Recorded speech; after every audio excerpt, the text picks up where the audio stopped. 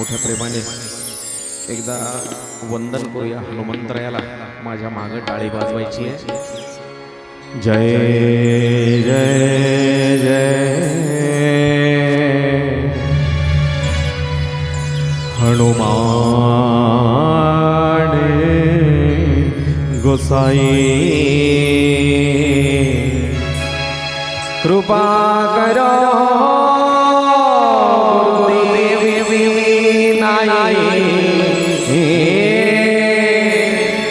जय जय जय जय जय हनुमान गोसाई जय जय जय जय हनुमान गोसाई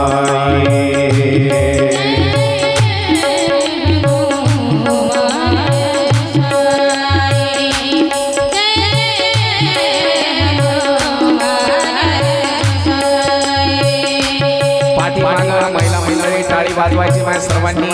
इकडे उजव्या हाताला बसलेल्या महिला मंडळी सर्वांना विनंती.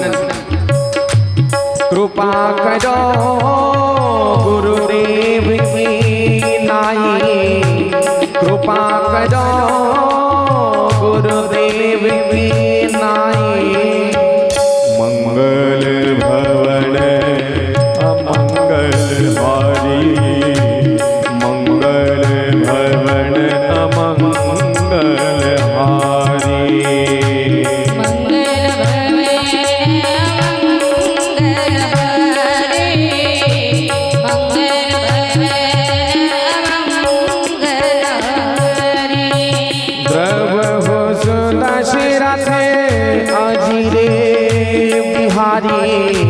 द्रव हो सुदा रे आजी रे बिहारी मंगल भवन अमंगल हारी मंगल भवन अमंगल हारी मंगल भवन अमंगल हारी. ताली ताली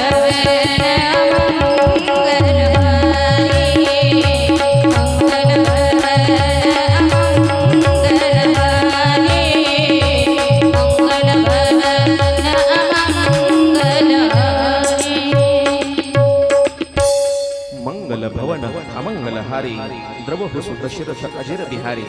ग्रामदैवत संकट मोचन हनुमंतरायाच्या चरणी साष्टांग प्रणिपात करून आजच्या श्रीमद भागवताच्या सेवेला सुरुवात. किती दिवस झाले कथा सुरू होऊन आपली? माय आहे का लक्षात कोणाच्या? 5वा दिवस आहे. मंडपात खेळणाऱ्या ईश्वरीय चेतना कथेच्या निमित्तानं उपस्थित सर्व मायबाप श्रोते मंडळी आणि तुम्हा श्रोत्यांच्या हृदयामध्ये विराजमान असणाऱ्या आत्मारामाला प्रथमतः व्यासपीठाकडून साष्टांग दंडवत.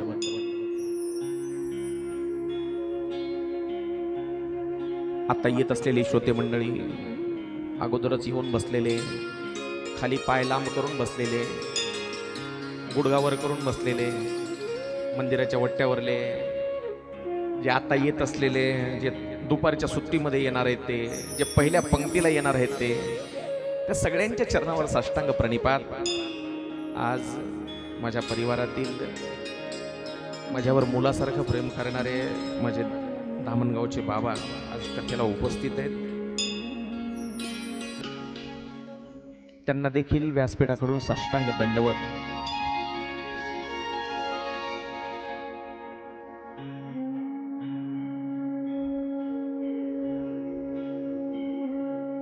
एकच गोष्टीची कमी आहे.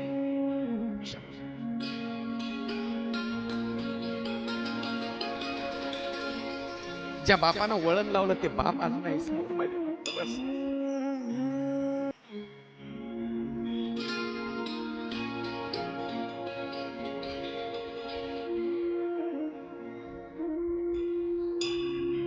मी हे समोर का घेऊन बसतो नाना? मला बरेच जण म्हणतात हे सीन तू वाजवत जाऊ नका हो तुम्ही, एखादा दुसरा माणूस सोबत लावा ना, दुसरा माणूस सोबत घेत जा. पण ही पेटी असली ना मला समोर, माझा बाप समोर असल्यासारखं वाटतं मला. बस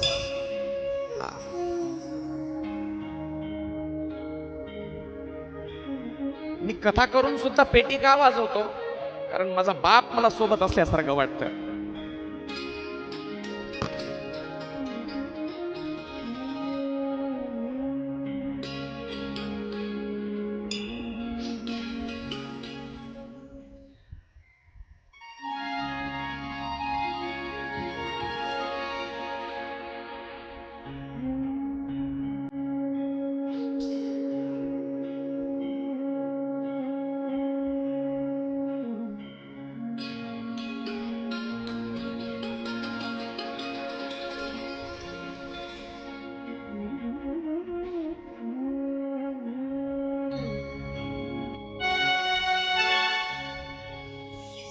म्हणून म्हणतो मायबाप सगळं काही मिळेल जगामध्ये, पण एकदा मायबाप गेले ना, नंतर माळवदावर पत्रावर निवद ठेवून उपयोग नाही हो त्यांच्यासाठी. जोपर्यंत आहेत ना तोपर्यंत जीव लावा मायबाप. बस एकदा फोटोत गेले ना ते परत नाही येत तुमच्यासाठी. हा बस जोपर्यंत आहेत ना तोपर्यंत त्यांना जीव लावा रे. चला एकदा मोठ्या प्रेमाने भजन करून बोलूया गोपाल कृष्णाला. भगतों के राजा श्याम मेरे राजा, भगतों के राजा श्याम मेरे राजा, भगतों के राजा श्याम मेरे राजा, भगतों के राजा श्याम मेरे राजा, श्याम मेरे आजा घनश्याम मेरे आजा, श्याम मेरे राजा श्याम मेरे राजा, ए श्याम मेरे हो श्याम मेरे आजा घनश्याम मेरे आजा, श्याम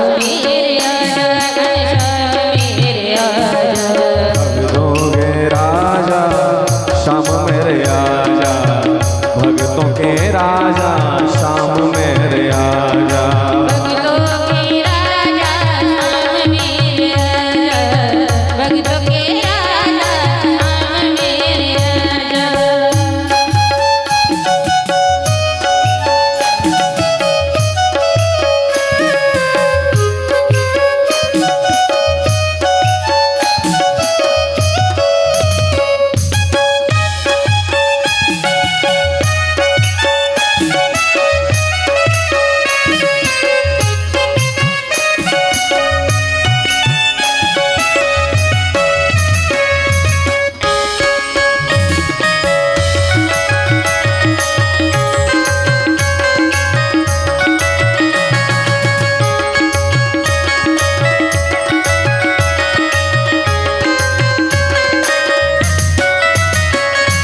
मुरली वाले आजा रे बंसी वाले आजा, मुरली वाले आजा रे बंसी वाले आजा, ए मुरली वाले हो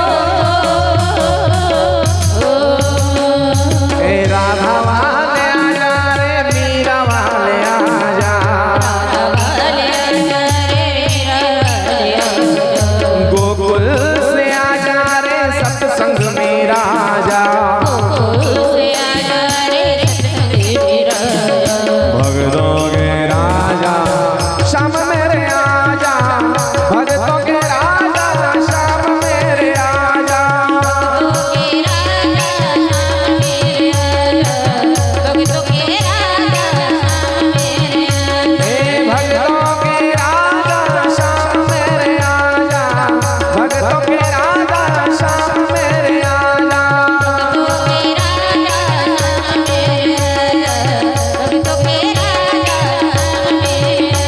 घनश्याम मेरे आजा, ए श्याम मेरे आजा,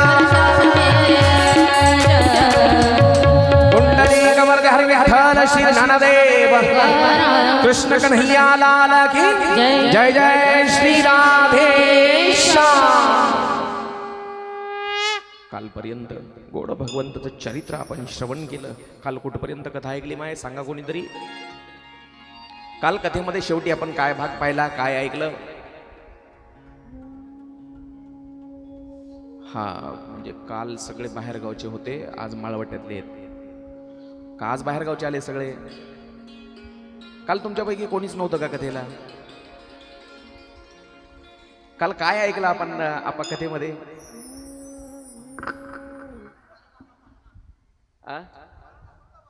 पाळणा म्हणला, पण कशाच्या निमित्तानं होता तो? ऐका, गोड पाळणा झालता काल कथेमध्ये. हलके हलके जोजवा कृष्णाचा पाळणा, पाळण्याच्या धोमात फिरतो खेळणा, पाळण्याच्या धोमात फिरतो खेळणा. गोपाल कृष्णाचा जन्मोत्सव त्या निमित्तानं आपण मोठा जल्लोष या ठिकाणी साजरा केला. मी रात्री नाना घरी गेल्यावर इथून कथा संपल्यावर ते मोबाईलमध्ये व्हिडिओ पाहिले. आहा, म्हातारे सुद्धा उड्या मारून नाचत होते. म्हातारे माणसं सुद्धा. आता तुम्ही काय तरणे राहिले का? तुम्ही सगळेच म्हातारे ना. हा, फुगड्या खेळते, कोणी पावल्या खेळते, महिला मंडळी वेगळंच. एकदा खरंच काल ज्यांनी कृष्ण जन्माचा आनंद घेतला, एकदा टाळ्या वाजवा तुमच्यासाठी. फार मस्त मोठा सोहळा. आज आपल्याला त्याच्या पुढची कथा गोवर्धन पूजेपर्यंत पाहिजे. गोवर्धन पूजेपर्यंत चला. गोकुळामध्ये कृष्ण जन्माला. कृष्ण काय तिथी हो जन्माची? देव कधी जन्मला? कृष्ण कधी जन्म आपण दरवर्षी साजरा करतो. काय तिथी असते माय? मोठ्यानं बोला माय, माझ्या कानाला सर्दी झाली दोन्हीकडे. पटपट बोला. नाना तिथी, त्याला महिना, वार, नक्षत्र सगळं आहे. श्रावण वद्य अष्टमी म्हणायचं. आपलं एकच असते. कृष्ण जन्मला कधी? गोकुळ अष्टमी. राम कधी जन्मला? रामनवमी. त्याला काही तिथी, वार, नक्षत्र? हा, आपण मराठी आहेत, हिंदू संस्कृती आहेत, महाराष्ट्रात राहतो. मराठी महिना सांगा. श्रावण महिना, वद्य. त्याला पक्ष आहेत 2. अष्टमी तिथी होती. मध्यरात्रीच्या वेळ देव कारागृहामध्ये प्रगट झाले आणि तिथून बाबाला सांगितलं, बाबा मला इथं नका ठेवू. कुठं ठेवा? नंदाच्या घराला, मज नेई गोकुळाला. गोकुळात आणून ठेवल्याच्या नंतर सकाळी त्या एका सुनंदा नावाच्या गवळणीनं, सुनंदा नावाची गवळण कोण होती ती? ती नंद बाबाची बहीण होती, म्हणजे यशोदेची नणंद होती. पूर्वीच्या काळी बाळंतपणामध्ये घरात मदत करण्यासाठी नणंदेला आणायची पद्धत होती. अजून एका ठिकाणी एका संताच्या चरित्रामध्ये असाच उल्लेख येतो. चोखोबारायांचं चरित्र पाहतो मी. चोखोबारायांच्या पत्नीचं बाळंतपण करण्यासाठी स्वतः देवच नणंदेचं रूप घेऊन आला होता. चोखोबाची बहीण झाला शारंगधर. तर ती पद्धत होती नणंदेला आणण्याची बाळंतपणामध्ये मदत करण्यासाठी. तर सुनंदा नावाच्या गवळणीनं पाहिलं आणि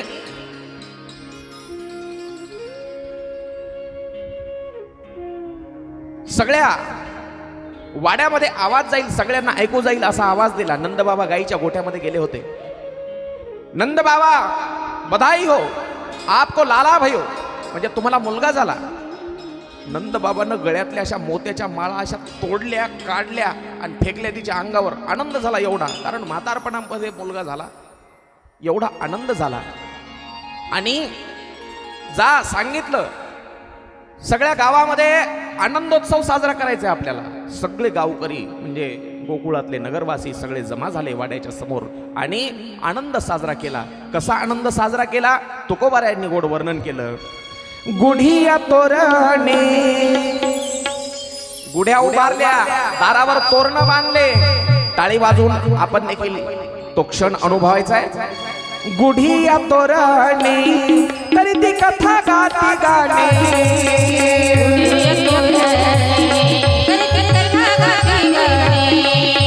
गुढिया तोरणे तरी ती कथा गाती गाणे.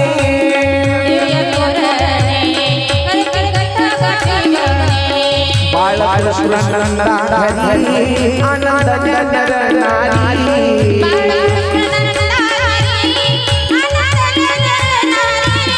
बाळकृष्ण नंदा घरी आनंद नर नारी.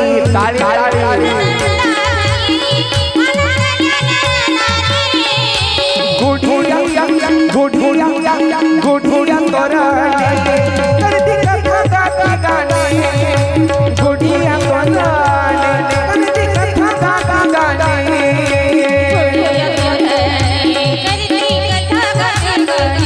जय हो.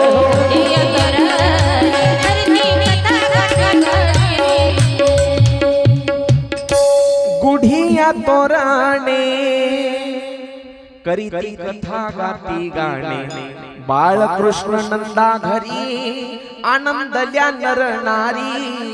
कोणाकोणाला आनंद झाला? एकट्या नराला नाही, एकट्या नारींना सुद्धा नाही, नर आणि नारी दोघांना आनंद झाला. सगळ्यांना आनंद झाला. असं म्हणतात माणसाला तर झालाच झाला, ज्या दिवशी कृष्ण जन्मला गोकुळामध्ये त्या दिवशीपासून गायी सुद्धा गोकुळातल्या दुप्पट दूध देऊ लागल्या. मला महाराज दुप्पट दूध, एवढा आनंद त्या गायींना सुद्धा झाला. ऐका, गाय देवाला प्रिय असणाऱ्या काही गोष्टी आहेत, सांगतो ऐका. देवाला प्रिय असणाऱ्या, कृष्णाला प्रिय असणाऱ्या 3 गोष्टी आहेत. 3 गोष्टी. एक म्हणजे पहिली गाय आहे. देवाला गाय फार प्रिय, कृष्णाला किती प्रिय. अहो त्यानं गायी चारल्या तिथं, जोपर्यंत कृष्ण गोकुळामध्ये होता काय चप्पल सुद्धा घातली नाही पायामध्ये. अनवानी पायानं गोकुळ वृंदावन फिरला आणि वनात गायी चारल्या. स्वतः देव आहे, जगाचा बाप आहे, पण गायीची सेवा केली. गायीची सेवा केली. आज आपल्याला लाज वाटायला लागली गाय म्हटलं की शेण काढायची, बरोबर. पायानं ढकलायलेत लोक, बुटाच्या पायानं शेण ढकलायलेत बाजूला. आणि जेव्हापासून ही पद्धत सुरू झाली काय तेव्हापासून तुमची शेती सुद्धा पिकायची बंद झाली. काय म्हणता, बरोबर आहे का नाही. शेती सुद्धा पिकायची बंद झाली. रासायनिक खताचा मारा सुरू केला आपण जेव्हापासून आपण शेणखताला कमी समजायला लागलो. हा, म्हणून गाय देवाला प्रिय असणारी सगळ्यात 3 गोष्टी सांगतोय मी. एक म्हणजे गाय, दुसरी म्हणजे गोपिका आणि तिसरी म्हणजे गीता.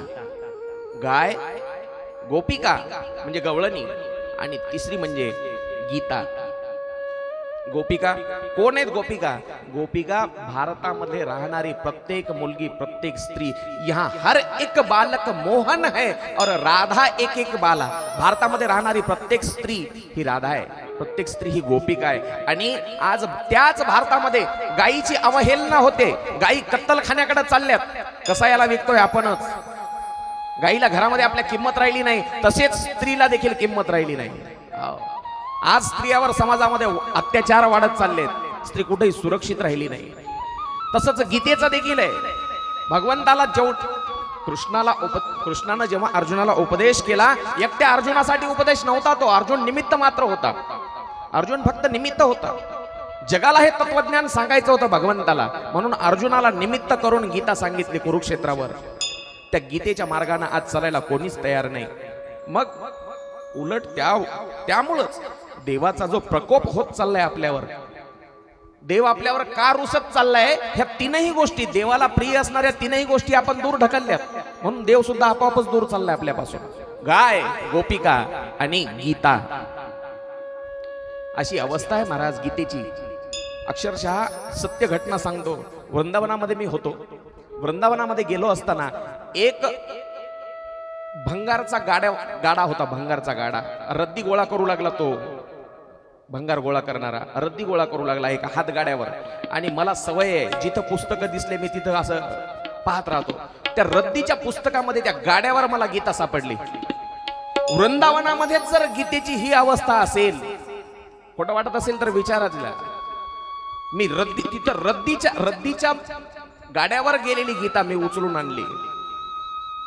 जर वृंदावनामध्येच ही जर अवस्था असेल गीतेची, तर इतर भारतामध्ये दुसऱ्या भागामध्ये काय अवस्था असेल विचार करा.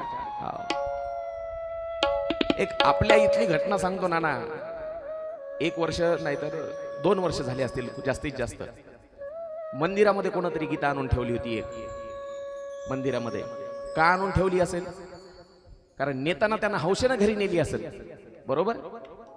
पण आता तिची सोय होत नाही, तिची सेवा होत नाही. ती अडथळा आणते. गीता घरामध्ये असा धर्मग्रंथ असला की बंधनं असतात.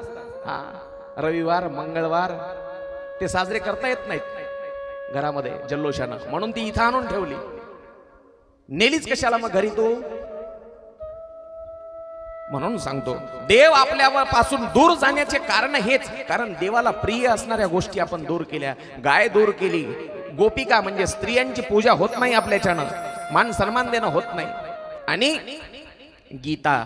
चला, नंद बाबाला मुलगा झाला, बातमी समजली. सगळ्या गावाला, सगळा गाव जमा झाला. त्यावेळेला नंद बाबानं दान केलं. दान 2 लाख गायी दान दिल्या, असा उल्लेख आहे. किती लाख गायी दान दिल्या माय? 1-2 नव 2 लाख. मग तुम्ही म्हणाल महाराज 2 लाख गायी दान दिल्या, नंद बाबाकडे गायी होत्या तरी किती? गायी होत्या तरी किती? साहजिक प्रश्न पडतो. मला बरेच जण विचारतात 2 लाख गायी दान दिल्या म्हणजे काय सोपी गोष्ट आहे? एकूण गायी किती होत्या नंदबाबाकडे त्याचा आकडा माहित नाही, पण फक्त कृष्ण जेवढ्या गायी वळायच्या का, कृष्ण किती गायी वळायचा सांगतो आहे का, 9 लाख गायी वळायचा कृष्ण. नामदेव महाराजांनी एका गवळणीमध्ये वर्णन केलं, यशोदे घराकडे चाल मला जेवू घाल. या गवळणीमध्ये नामदेव महाराज वर्णन करतात, गायी राखी तो 9 लाख, गायी राखून झिजली नख, यशोदे घराकडे चाल मला जेवू घाल. 9 लाख गायी एकटा कृष्ण वळायचा. बाकी गोकुळामध्ये किती असतील तुम्ही विचार करा. आजही तिथे गेलं ना गायीच पाहायला मिळतील तुम्हाला. चला, रत्नदान दिले, हिरे माणिक मोती, तीळ दान दिले. तिळाचं दान फार पुण्याचं सांगितलेलं आहे आपल्या शास्त्रामध्ये. तिळाचे 7 ढिग होते, 7 ढिग, ते 7 ढिग दान देऊन टाकले. आपण हे दान धर्म करतो माय, बरोबर आहे की नाही. संक्रांतीच्या मुहूर्तावर दान केलं पाहिजे, ते लाखपटीनं पुण्य देते. संक्रांतीला दान केलेलं दान हे लाखपटीनं पुण्य देणारं असते, म्हणून आपण दान करतो, बरोबर आहे की नाही. त्याला आपल्या भाषेमध्ये आपण वाण म्हणतो. काय देता तुम्ही दानामध्ये? चहाची चाळणी, नाही तर उवा मारायची फणी. हा, दान दिलं पाहिजे माहिती. चला, दान दिल्यावर काय, बरेच जण म्हणतात महाराज हे दान आपण कमवायचं लोकांना द्यायचं, काय होतं हो. शास्त्र सांगतं, त्याच्या मागे शास्त्र आहे. ऐका, भारतामध्ये कोणतीच गोष्ट बिना शास्त्राची नाही. इथं प्रत्येक गोष्टीला शास्त्र आहे. इथं झोपण्याला शास्त्र आहे, इथं खाण्याला शास्त्र आहे, किती खायचं. बाहेर देशामध्ये जा तुम्ही, कोणत्याच गोष्टीला शास्त्र नाही. इथं दूध कधी प्यायचं, ताक कधी प्यायचं, दही कधी खायचं, दुधापासूनच तयार होणारे पदार्थ, पण त्याच्या देखील वेळा ठरलेल्या आहेत. दूध कधीही संध्याकाळी झोपताना प्या सांगितलं. दही कधी रात्रीला नाही खायचं, दही हे दुपारीच खाल्लं पाहिजे, त्याच्या मागे शास्त्र आहे. प्रत्येक गोष्टीला शास्त्र. तसं दान देण्यामागे काय शास्त्र आहे सांगतो आहे का. कालेन स्नान शौचाभ्यां संस्कारे तपसे चया शुद्ध्यन्ति दाने संतुष्ट्या द्रव्यात्मा आत्मविद्या. कालगतीनं नवीन पाणी शुद्ध होतं, अशुद्ध भूमी शुद्ध होते, स्नानानं शरीर शुद्ध होतं, धुतल्यामुळं वस्त्र म्हणजे कपडा शुद्ध होतो, अशुद्ध भूमी शुद्ध होते, अशुद्ध भूमी शुद्ध होते नवीन पाण्यामुळं. तसं संस्काराने गर्भ शुद्ध होतो, तपामुळं इंद्रिय शुद्ध होतात, यज्ञामुळं ब्राह्मण शुद्ध होतो, समाधानामुळं द्रव्य शुद्ध होतात, आणि दानामुळं धन आणि धान्याची शुद्धी होते. आपल्याकडचं जे धन आहे त्याची जर शुद्धी व्हावी वाटत असेल तर माणसानं दान धर्म केला पाहिजे. चला, आणि दान धर्म कसा करायचा ते थोडस ऐका. चला, विषय निघाला म्हणून सांगतो. कोणालाही दान देत बसायचं नाही. कुठेही आपलं लगेच सुरू असते, दारात आलं की लगेच दिलं नाही. ऐकून घ्या. दान हे जेव्हा आपण पैशाचं द्रव्याचं दान देतो तेव्हा दान हे सत्पात्री झालं पाहिजे. नाहीतर मार्केटला आजकाल लोक भस्म लावायलेत, कपाळाला भगवे कपडे घालायलेत, गळ्यात रुद्राक्षाच्या माळा, हातामध्ये ती एका याची पेटी असती मामा, काय मच्छिंद्रनाथ माहिती की नाही. लय बायाला लय तळमळ, माय मच्छिंद्रनाथ आलाय, लावू काय की अगरबत्ती. असं कुठेही दान करत बसू नका. ते तुमच्याकडून इथं 100 रुपये दक्षिणा घेतात आणि लगेच तिथं वसमतला जाऊन चपटी. शंभराजीला कळालं चपटी म्हणलं की. ऐका, जेव्हा तुम्ही भोजन दान देता, कोणाला जेवू घालता, तेव्हा पात्रता नाही पाहायची. भुकेल्याला अन्न दिलं पाहिजे. कोणालाही तुम्ही भुकेल्याला अन्न द्या. पण जेव्हा तुम्ही पैशाचं, तुमच्या धान्याचं, गहू ज्वारी हे जे तेव्हा तुम्ही दान देता, त्या दानाचा उपयोग तो व्यक्ती कुठं करतो हे बघा अगोदर. तो जर व्यसनासाठी खर्च करत असेल तर त्याचं पाप तुमच्या डोक्यावर बसणार आहे. म्हणून दान कुठेही नाही द्यायचं. अशा भिकाऱ्याला बंदी केली. भारतातलं पहिलं शहर भोपाळ, मध्य प्रदेशची राजधानी, भिकारी मुक्त केले सरकारनं. तिथं भिकारी दिसणार नाही तुम्हाला. तिथं भिकाऱ्यावरही केस होते आणि भीक देणाऱ्यावर सुद्धा गुन्हा दाखल होतो. भीक मागायचा धंदा चालू केलाय लोकांनी. रामकृष्ण या मामा. आज सगळे माझ्यावर जीव लावणारे लोक लांबून लांबून यायले. मुळे मामा आले रुंजवरून. चला, आजकाल लोकांचा भीक मागण्याचा धंदा झालाय. म्हणून दान देतानाही सत्पात्री दान करा.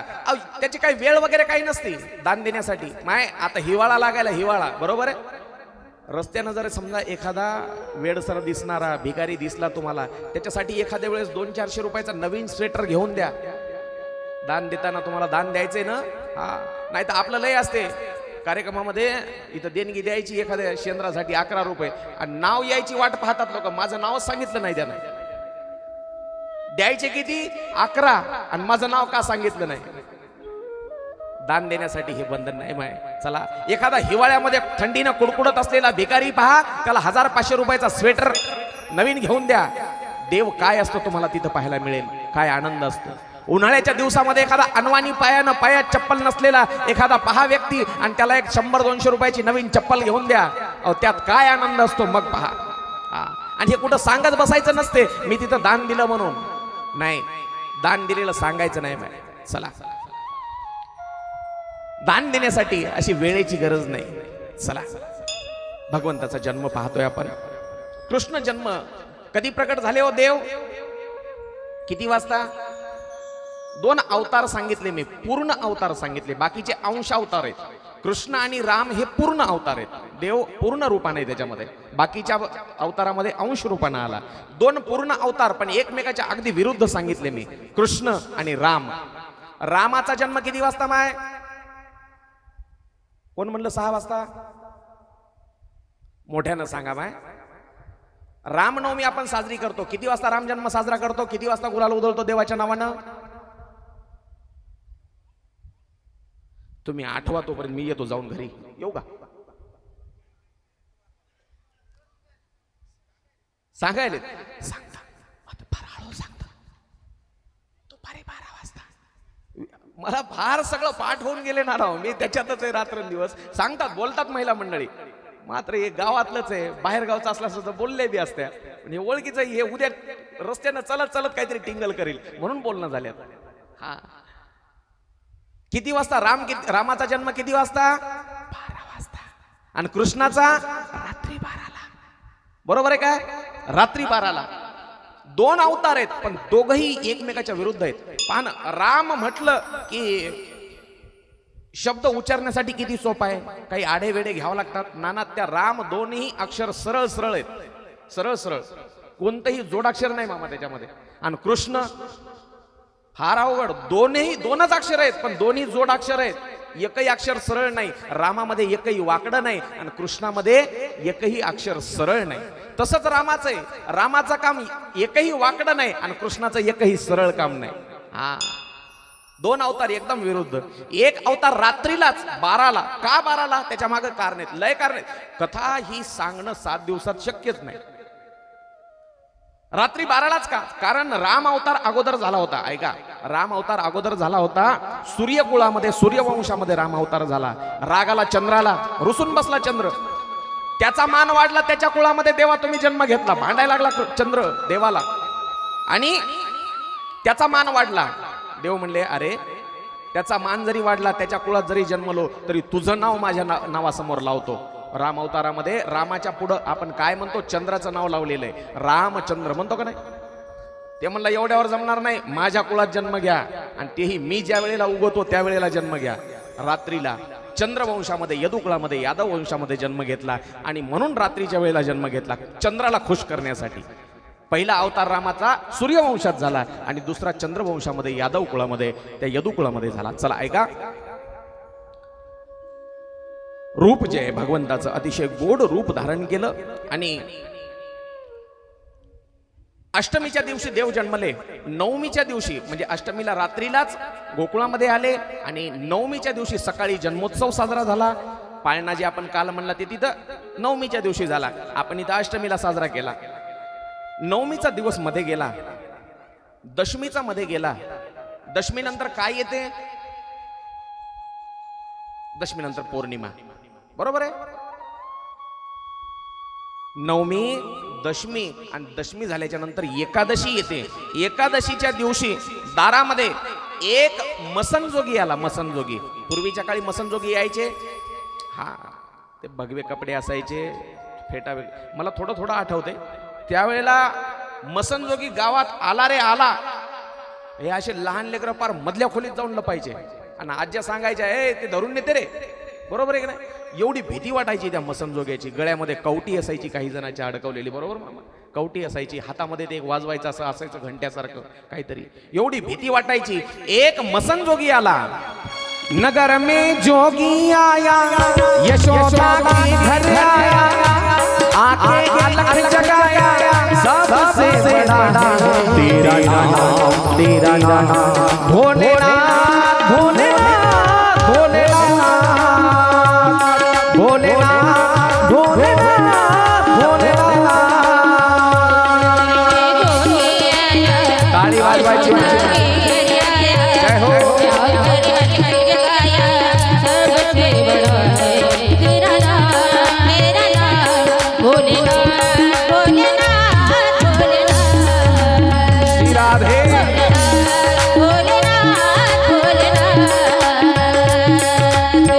कोण होता तो मसनजोगी? ऐका, माझ्या देवान एवढा गोड अवतार धारण केलाय. बातमी समजली भगवान शंकराला आणि महादेवाला राहवलं नाही. दोघं एकाचे हृदय. भगवान शंकर आणि भगवान विष्णू दोघही एकमेकाचे आराध्य आहेत. दोघही एकमेकाची पूजा करतात आणि दोघही एकमेकाची भक्ती करतात. आपण येडे आहेत, आपण भेद मानतो. आडवा गंध लावणारे न उभा गंध लावणारे. दोघही एकाचे हृदय, गोडी साखरेच्या ठाई. भगवान भोलेनाथानं एका मसनजोग्याचा वेश धारण केला आणि कृष्णाचं दर्शन घेण्यासाठी गोकुळामध्ये यशोदा माईच्या दारामध्ये आलेले आणि अलख असा आवाज दिला. भोलेनाथ, भोलेनाथ, भोलेनाथ, भोलेनाथ,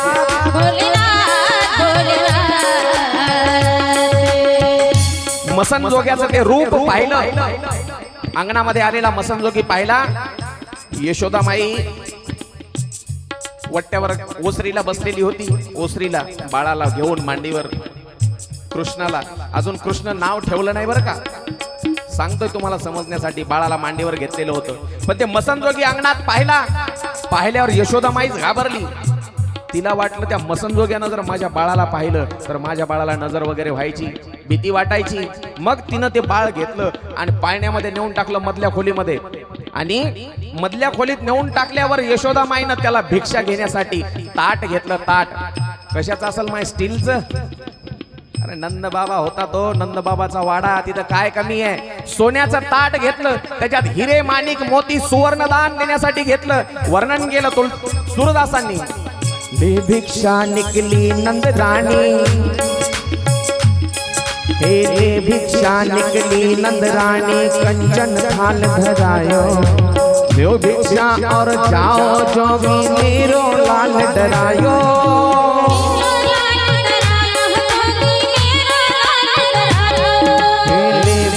निकली नंद रानी कंचन थाल धरायो, लो भिक्षा और जाओ जोगी मेरो लाल डरायो.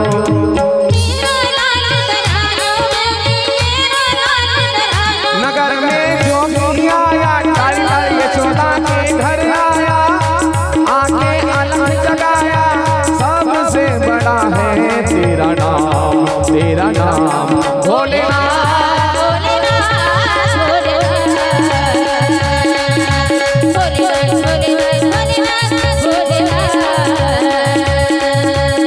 यशोदामाई हातामध्ये ताट घेतलेलं आहे आणि त्या मसनजोग्याला भिक्षा वाटण्यासाठी आलेले. अंगणामध्ये आली, दारामध्ये. त्या मसनजोग्याला म्हटलं यशोदामाईनं, हे घे बाबा, लवकर भिक्षा घे आणि चल जा बरं इथून, माझं पोरग भ्यायचंय. एवढ्या नवसा सयासानं झालेलं.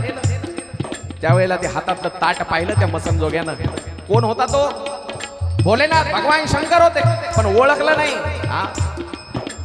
त्यावेळेला तो मसनजोगी काय म्हणतोय, माई मला हे दान नको तुझं, मला सोनं नाही पाहिजे, मला पैसा नको, मला हे दानच नाही पाहिजे. मग काय पाहिजे? ए ना चाहिए तेरी दौलत दुनिया और न कंचन माया, अपने लाल का दर्शन करा दे, मैं दर्शन को आया, मैं दर्शन को आया, मैं दर्शन को आया. मला हे दान नको, मग तुझ्या बाळाचं दर्शन पाहिजे, फक्त तुझ्या बाळाचं दर्शन करण्यासाठी आलो. हे ना चाहिए तेरी दौलत दुनिया और न कंचन माया, अपने लाल का दर्श करा दे मैं दर्शन को आया। नगर में जोगी आया जो जाके घर आया, जाके अलग जगाया। सबसे बड़ा है तेरा नाम भोलेनाथ, भोलेनाथ, भोलेनाथ, ताई ताई भोलेनाथ, भोलेनाथ, भोलेनाथ। यशोदा माईला त्या गोसाव्यानं सांगितलं, मसनजोग्यानं सांगितलं मला तुझ्या बाळाचं दर्शन करायचंय, दर्शन करू दे।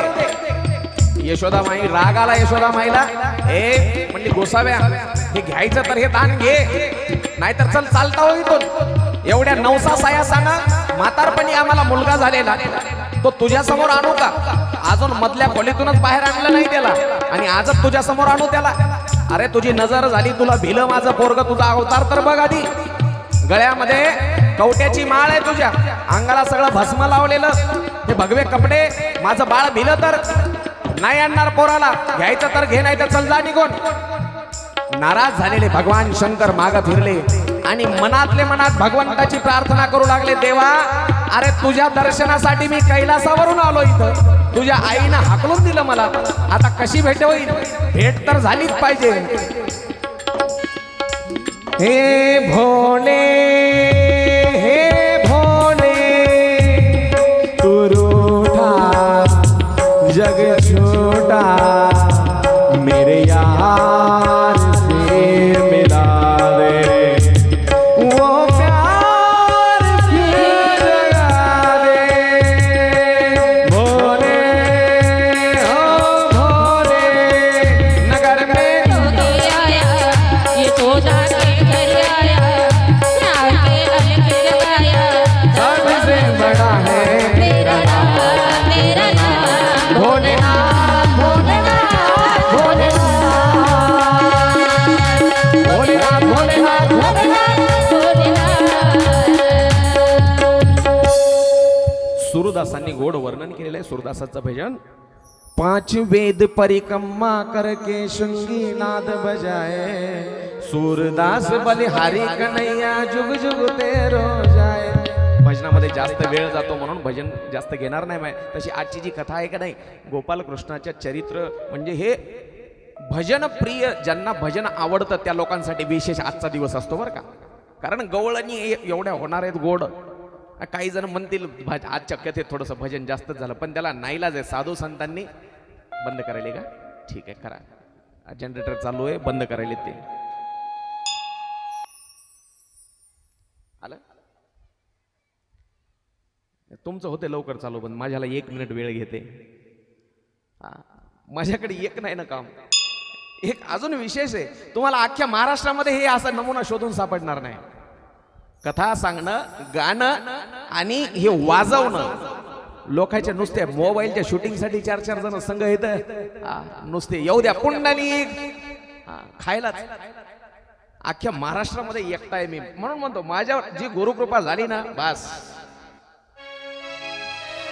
5 वेद परिक्रमा करके सिंगी नाद बजाए, सूरदास बलिहारी कन्हैया जुग जुग तेरो जाए। नगर में जोगी आया यशोदा के घर आया, आके अलग जगाया।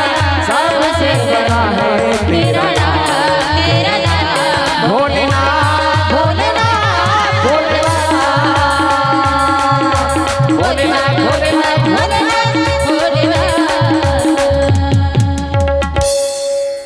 भगवान शंकर नाराज होऊन निघून गेले पुढं, नाराज झाले भगवान शंकर आणि यमुनेच्या काठावर जाऊन बसले, यमुनेच्या काठावर, आणि तिथं जाऊन भगवंताची कृष्णाचं मनोमन प्रार्थना करू लागले, विष्णूची मनोमन आराधना करतायत, माझी भेट झाली पाहिजे। मी नेहमी सांगतो तुम्ही शुद्ध भाव करून हाक मारा देवाला, तुमची हाक देवापर्यंत पोहोचते। माहिती काय म्हणतोय मी, लक्षपूर्वक ऐका। तुम्ही देवाला भाव शुद्ध ठेवून स्वच्छ अंतःकरणानं हाक मारा, देवापर्यंत पोहोचते। भगवान भोलेनाथाची जी इच्छा होती ती कृष्णाला समजली पाळण्यातल्या, माझ्यासाठी भगवान भोलेनाथ भेटायला आले।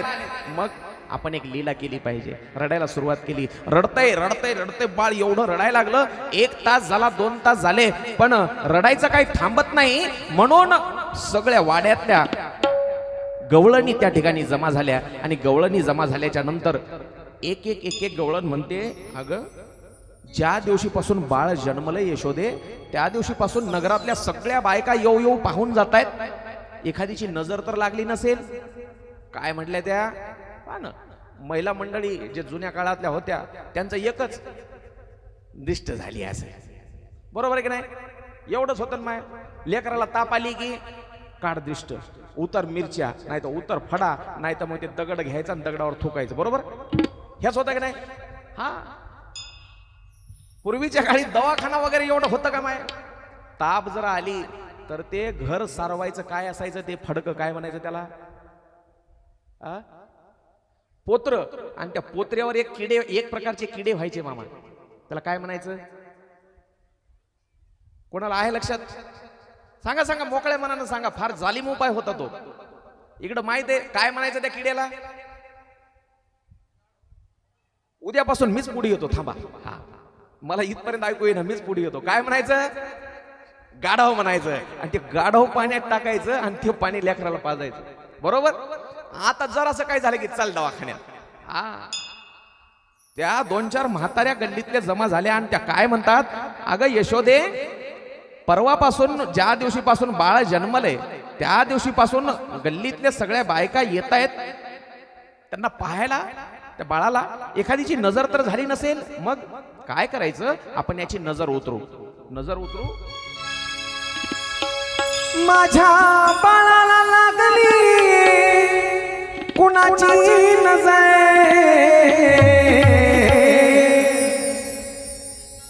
दृष्ट काढीते बाई उतर पडाय,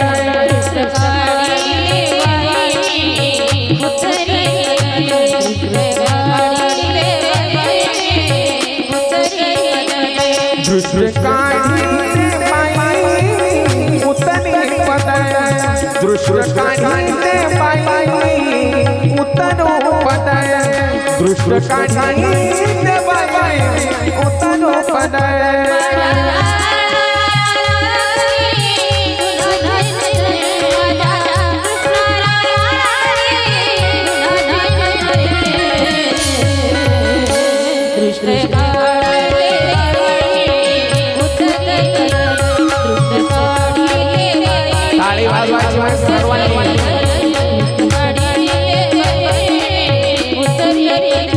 दृष्ट काढीते बाई उतर पडाय, दृष्ट काढीते बाई उतर पडाय, दृष्ट काढीते बाई उतर पडाय. माझ्या कान्हाला लागली कुणाची नजर. यशोदा, रोहिणी, जेवढ्या काही वाड्यातल्या गल्लीतल्या गवळणी होत्या सगळ्या जणी जमा झाल्या. एक एक उपाय करू लागल्या. एकीनं मिरच्या टाकल्या चुलीमध्ये. दूर झाल्यावर पाहू म्हणले ठसका लागते का? काय ते उपाय असतात ते. हा, कोण वेणी उतरवायली, कोण गाईची शेपूट उतरवायली. पण दृष्ट झालीच नव्हती ना, ती त्याची लीला होती. एक जण गवळी म्हणला, आता थोड्या वेळापूर्वी इथून गल्लीतून एक गोसावी गेला. बरोबर. मसनजोगी आला होता, तो गेलेला पाहिला मी. त्याला कदाचित माहित असेल लेकरू रडू लागल्यावर काय करायचं, त्याला एखादा मंत्र येत असेल. बरोबर. ते लेकरू रडू लागल्यावर शांत बसवायचे सुद्धा मंत्र असतात. पूर्वीच्या काळी मंत्रशक्ती होती मामा, तसे मंत्र देखील होते. आता माणसंही तसे राहिले नाही आणि मंत्रही तसे प्रभावशाली राहिले नाही. कारण मंत्र सिद्ध करण्यासाठी माणूस हा आचरणशील असला पाहिजे. काय म्हणतोय मी? मंत्र सिद्ध करण्यासाठी माणूस हा आचरणशील असला पाहिजे. तो मंत्र सिद्ध करावा लागतो. ग्रहण काळामध्ये राहतात, शिकायचे असतात, दानपुण्य करायचं असते, जप करायचा असते. एका दिवशी आता मागं चंद्रग्रहण होतं मामा. त्या दिवशी 11 वाजता, काही 10 वाजता, 11 वाजता लागणार होतं. आता मी म्हणलं थोडासा जप करू आपणही. आंघोळ केली 10-10:30 वाजता आणि बाहेरच्या बैठकीच्या रूममध्ये आलो. दार लावून घेतलं आणि बसलो. खिडकी उघडली. खिडकीच्या बाहेर पाहिलं तर आमच्या गल्लीतल्या महिला मंडळी बसलेल्या होत्या. हरिपाठ चालू, चहा पाण्याचा कार्यक्रम चालू. आणि दुसऱ्या दिवशी कळालं ग्रहणामध्ये मंत्र शिकून घेतले महिला मंडळींना एकमेकीपासून. कशाचे शिकले असतील? ईच उचडवायची.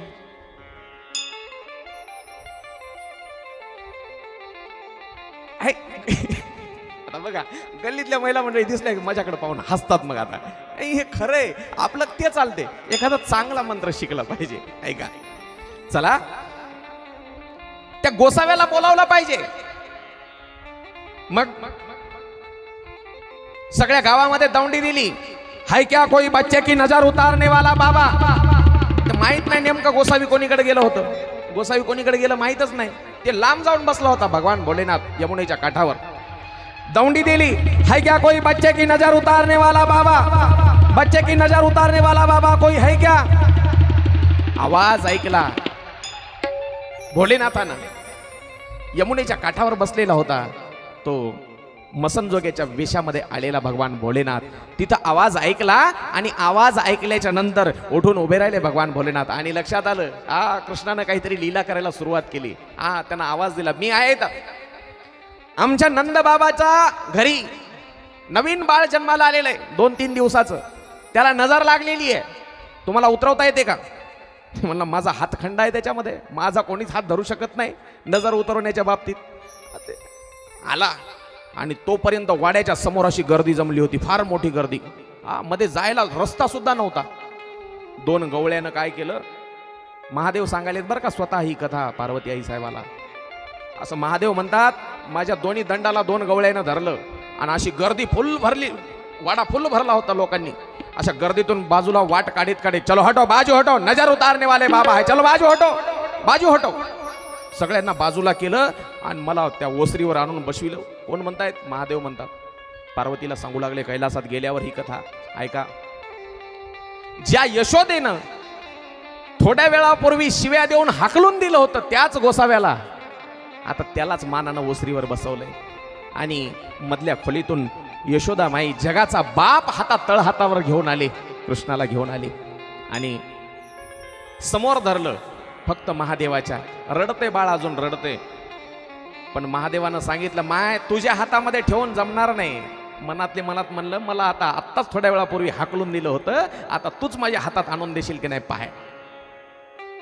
भगवान शंकराच्या हातात यशोदेनं बाळ ठेवल्या बरोबर दोघांची नजरानजर झाली.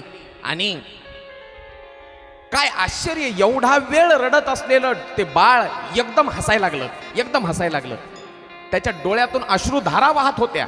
एका क्षणात त्याचं रडणं बंद झालं, डोळ्यातलं पाणी बंद झालं आणि आता भगवान भोलेनाथाच्या डोळ्यातून पाणी वाहत आहे.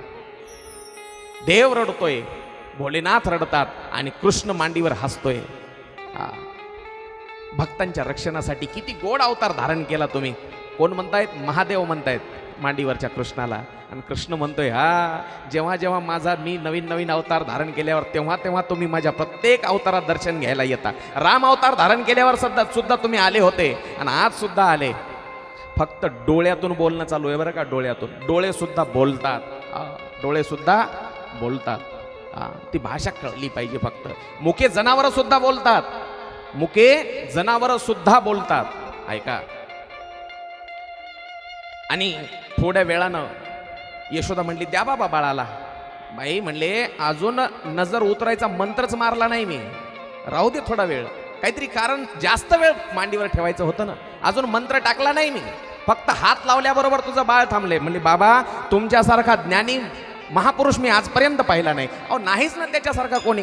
भगवान भोलेनाथासारखा दुसरा जगात नाहीच कोणी. तुमच्यासारखा ज्ञानी मी आजपर्यंत पाहिला नाही. का?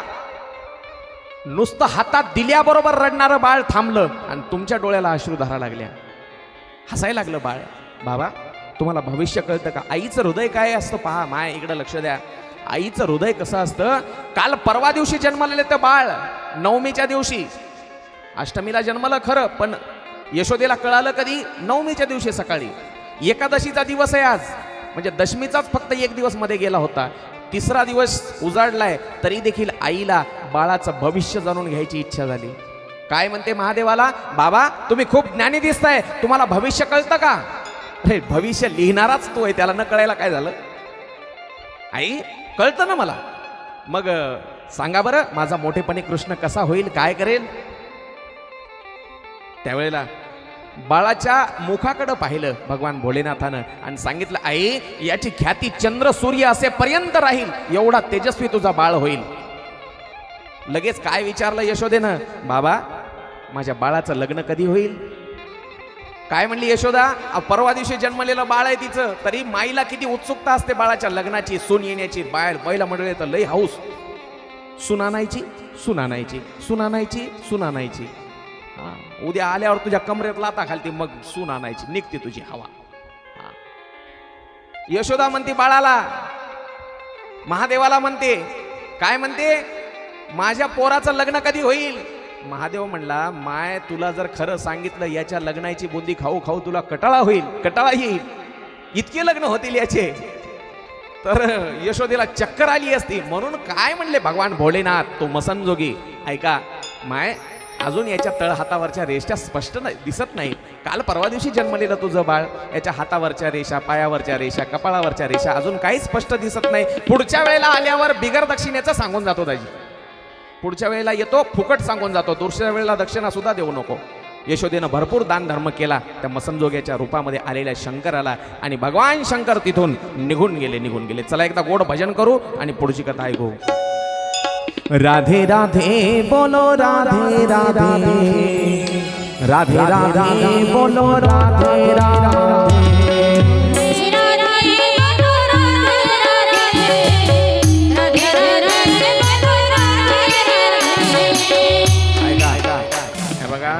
समोरच्या एवढ्याच महिला मंडळी टाळी वाजवून भजन करतायत. माय आजच्या दिवस उद्याच्या दिवस 2च दिवस भजन राहिले, आता संपत आलाय सप्ताह. आणि हे भजन माझ्यासाठी नाही, मी तर गावोगाव बोंबलत फिरायचलो ना. भजन हे भजन तुमच्यासाठी आहे. भजन तुमच्याकडून नामस्मरण व्हावं म्हणून आहे. लक्ष द्या इकडं, भगवंतासाठी भगवंताच्या नामामध्ये वेडे झाले लोक असेच असतात. नाही ऐका, सगळ्यांनी टाळी वाजवून मोठ्या प्रमाणे. आता पाठीमागच्या महिला मंडळी झोपल्या तर नाही ना? हात वर करा एकदा. पाठीमाग इकडं या पट्ट्यातल्या या, हा शाबाश, एकदा आता करा खाली. आता टाळी वाजवून माझ्यासोबत म्हणायचं, राधे राधे राधे राधे बोलो राधे राधे, राधे राधे बोलो राधे राधे. एका ताला.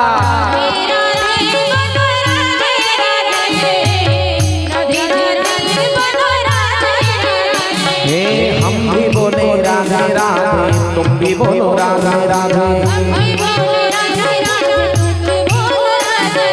हम भी बोले राधे राधे, तुम भी बोलो राधे राधे.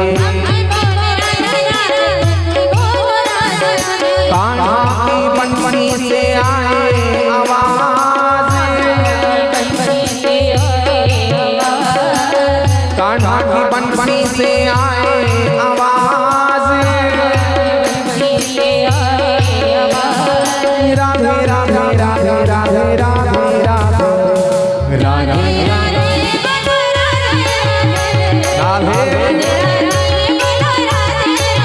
जय हो.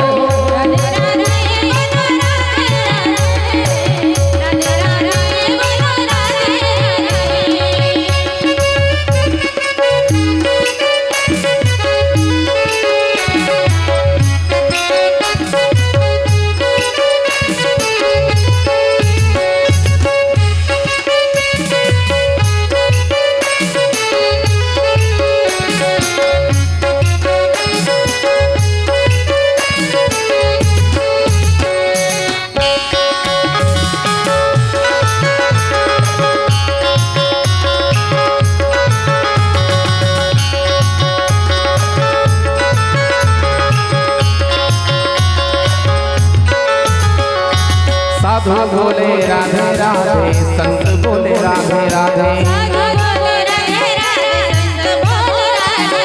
साधु बोले राधे राधे, संत बोले राधे राधे.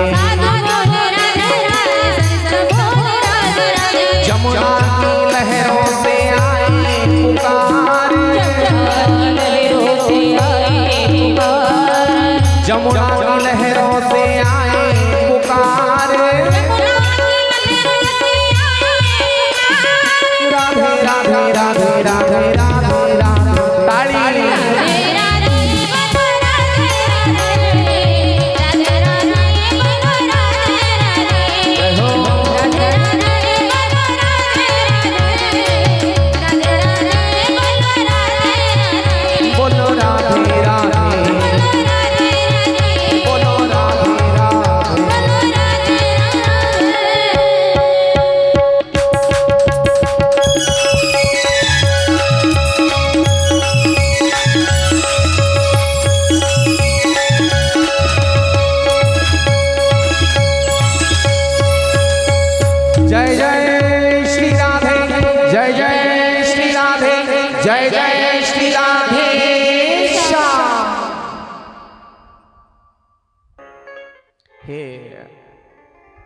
हात का वर करायचे असतात बरं?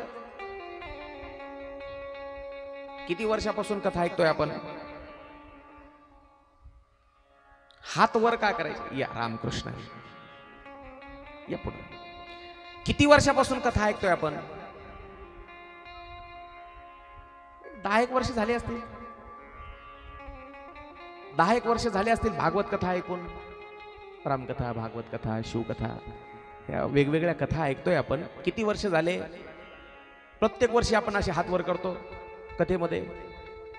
कोणत्या महाराजाला तुम्ही विचारलं का हात का वर करायचे पुन्हा पुन्हा असे?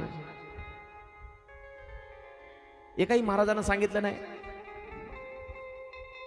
एक ऐका माय, लेकरू असते, लेकरू लहान, पाहिलं लहान लेकरू 1 वर्ष 1.5 वर्षाचं 2 वर्षाचं, त्याला ये म्हणल्याबरोबर ते काय करते? ये आपल्याकडे म्हणलं की ते काय करते? असे हात वर करते का नाही? घे मला. ऐका, आता खरी गंमत इथं आहे. त्याला आपण घेतो कडेवर, मग त्याला कडेवर घेतल्याच्या नंतर ते लहान असते बरोबर. त्याला धरून कोण ठेवते? त्याला धरून आपण ठेवतो. म्हणजे त्याला सांभाळण्याची जबाबदारी कोणाची? कडेवर घेणाराची, आपली. तसं आपण देवाचे लेकर आहेत आणि देवाला सांगायचं देवा मला सांभाळ, आणि त्यानं एकदा कडेवर घेतलं ना मग त्याला मरेपर्यंत सांभाळायची जबाबदारी कोणाची? याच्यासाठी आपण त्याला शरण जायचंय, पूर्ण शरण. देवा मला उचलून घे रे आणि तूच सांभाळ. आणि ज्याला तो सांभाळतो ना, हा देवाचा गीतेमध्ये शब्द आहे, त्यानं वचन दिले देवाला, माझा भक्त कधी मी वाया जाऊ देत नाही.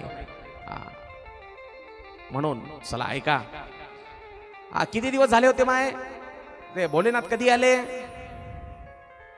सांगितलं मी कोण्या दिवशी आले? एकादशीच्या दिवशी. ऐका, एकादशीचा दिवस मधात गेला.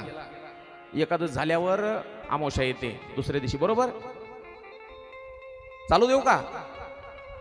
काय होतं एकादशीच्या नंतर दुसऱ्या दिवशी? काय असते? बारस, म्हणजे त्याला द्वादशी म्हणायचं. द्वादशीचा दिवस मध्ये गेला, त्रयोदशी गेली, चतुर्दशी, आणि चतुर्दशीच्या दिवशी तिकडं सकाळी मीटिंग बसली. मीटिंग साधू संतांनी वर्णन केलं, कृष्ण गोकुळी जन्मला, दुष्टा चळकाप सुटला. दुष्ट म्हणजे मग कोण आला त्याच्यामध्ये? दुष्टांचा सरदार कंस. दुष्टा चळकाप सुटला, कंस घाबरला. का? कारण तिची माया उचलून नेली होती वसुदेवानं इथून. तिनं सांगितलं होतं, अरे मूर्खा मला काय मारतोस? मला मारण्याच्या आधी तुझा वैरी तिथं गोकुळामध्ये वाढतोय. आता चतुर्दशीच्या दिवशी एक सभा भरवली आणि त्यानं विचारलं कोण जाईल त्याला मारण्यासाठी? कोण जाईल? त्यावेळेला एक राक्षसवीर होते त्याच्याजवळ, काही कमी नव्हती राक्षसांची, आणि बलाढ्य होते बरं का. राक्षस सुद्धा खूप बलवान होते. सगळेजण म्हणले महाराज मी जातो, पण त्याच्यामध्ये एक राक्षसी होती. राक्षसी, काय नाव तिचं? ती म्हणली ए त्याला काय लय दिवस झाले नाही, तुम्ही बसा खाली सगळेजण. ते 4 दिवसाचं आहे, आणि 4 दिवसाच्या बाळाच्या जवळ कोणत्या पुरुषाला जायला अधिकार नाही. नवीन बाळंतींच्या जवळ कोण जातात? महिला मंडळी जातात बरोबर. ती म्हणली मी जाणार, तुम्हाला घरामध्येच एंट्री देणार नाही कोणी, आधी नंबर माझा, लेडीज फर्स्ट. काय म्हणतो मी? Ladies first. तेव्हापासून महिलांचा नंबर पहिला म्हटले. ते म्हणले मी जाणार. राक्षस म्हणले ए दिदे, ती राक्षसांची दिदीच होती ना, दिदे तुझं रूप तर पाय, तुझं रूप पाहिल्यावर लेकर दगड मारून हाकलून लावतील तुला, राक्षसिनीचं रूप तुझं. म्हणले मी काय अशी तशी राक्षसी नाही काय, माळवट्यातली हे. आता जाऊन येते पार्लर मध्ये. गेली पार्लर मध्ये, आणि पार्लर मध्ये गेल्यावर असा जर सुंदर मेकअप केला तिनं, किती सुंदर. ते क्रीम पावडर तर नंतर झाले. ते क्रीम पावडरच्या आधी एक थर असते पोरो, काय असते ते लावायचं, काय म्हणायचं माहिती त्याला? क्रीम पावडरच्या आधी फाउंडेशन काहीतरी असते ना. ते हे हसायला म्हणून यांना विचारायलो, या पोरांना माहित असलं असतं तर. फाउंडेशन, मायावी राक्ष आजकाल ओळखूच आहे ना राक्षसीन कोणती का खरी सुंदर कोण. लग्न मोडायले या मेकअप मुळे. काय झालं ते कवठ्यामधली गोष्ट गेल्या वर्षीची.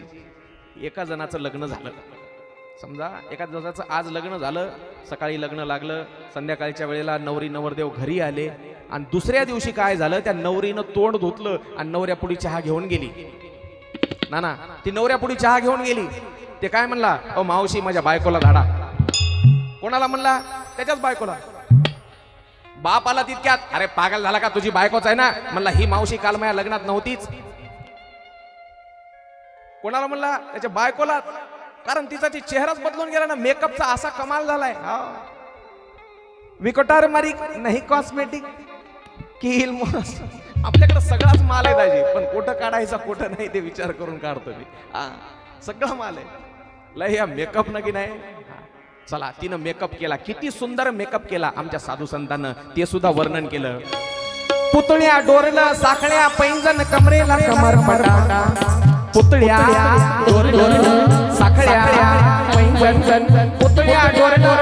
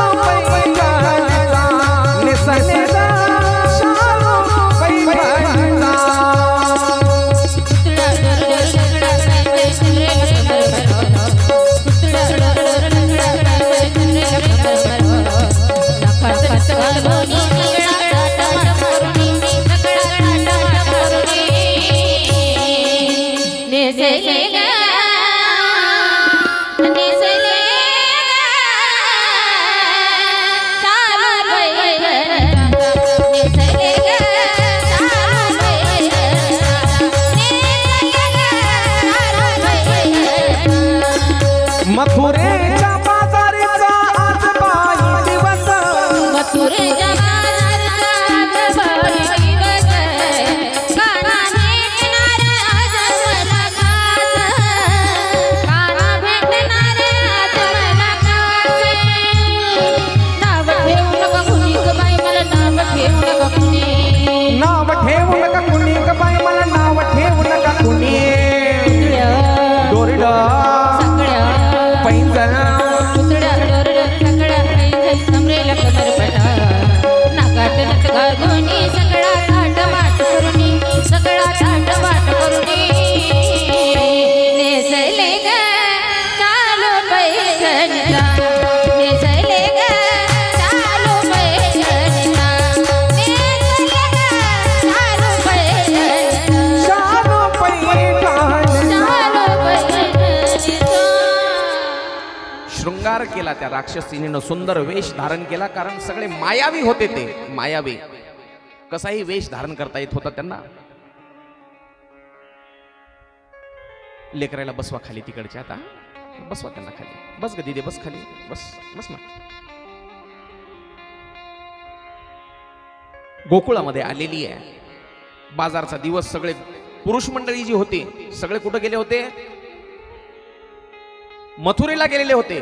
आता गोकुळामध्ये गावामध्ये जास्तीत जास्त संख्या महिला मंडळीचीच होती. घरामध्ये गवळी सगळे, काही गायी चरायला, काही मथुरेला गेलेले होते. नंदबाबा सुद्धा कंसाकडे गेलेले होते कर भरण्यासाठी, असा उल्लेख आहे. कंसाकडे गेलेले होते. आली ती.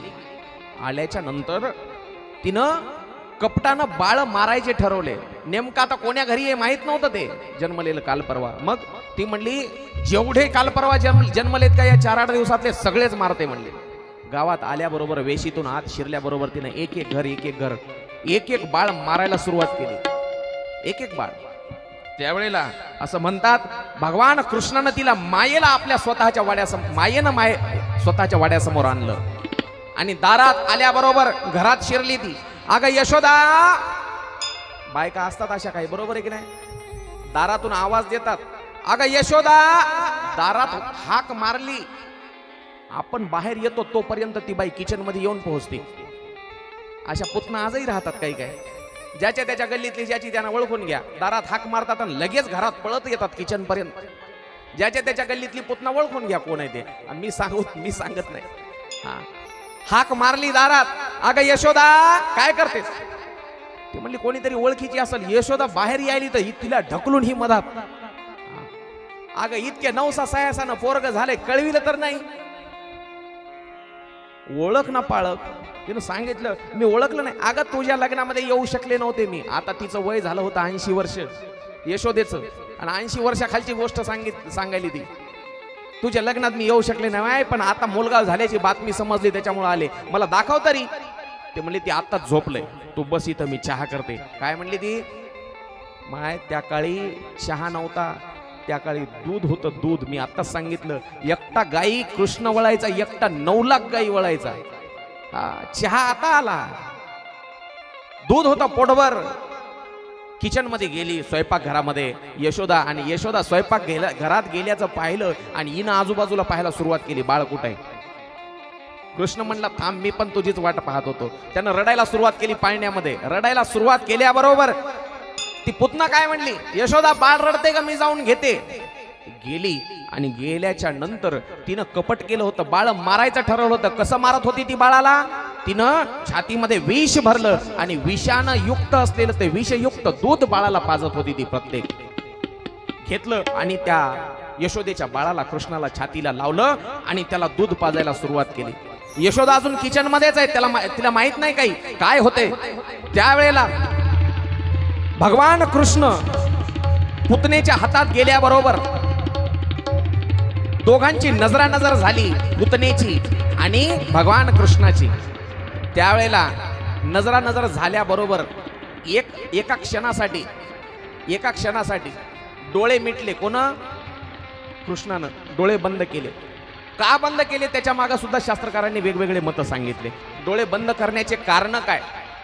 एक कारण सांगितलं शास्त्रकारांनी, पुतना ही काम आहे. राम अवतारामध्ये सुद्धा एक स्त्री अशीच आली होती. रामप्रभू पुढं एक स्त्री अशीच आली होती, मामा शूर्पणखा तिचं नाव.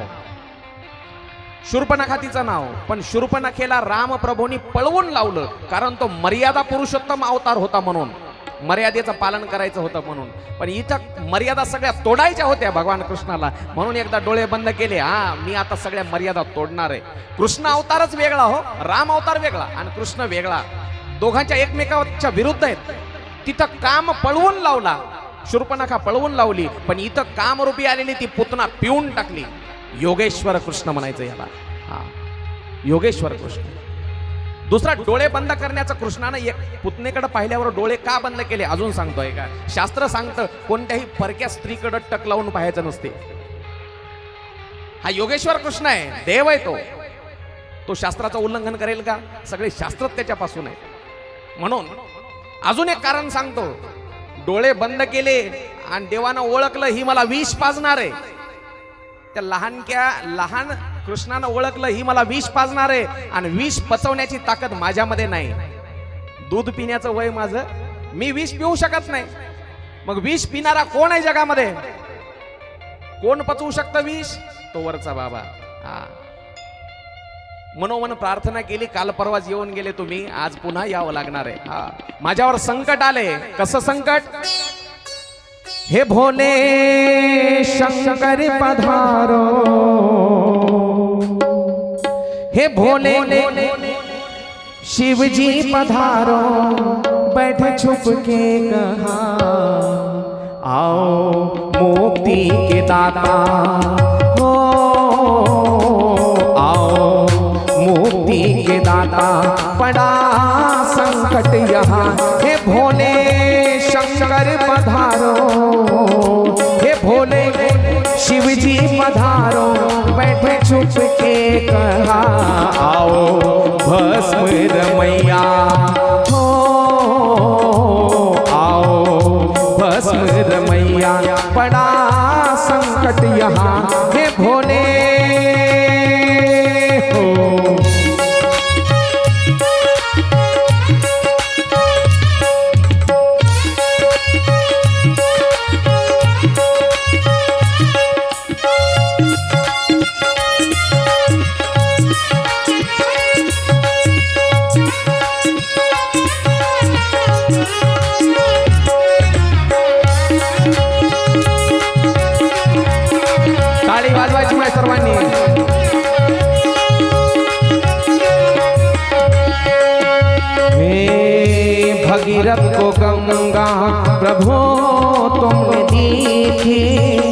सगर जी के पुत्रों को मुक्ति मिली थी।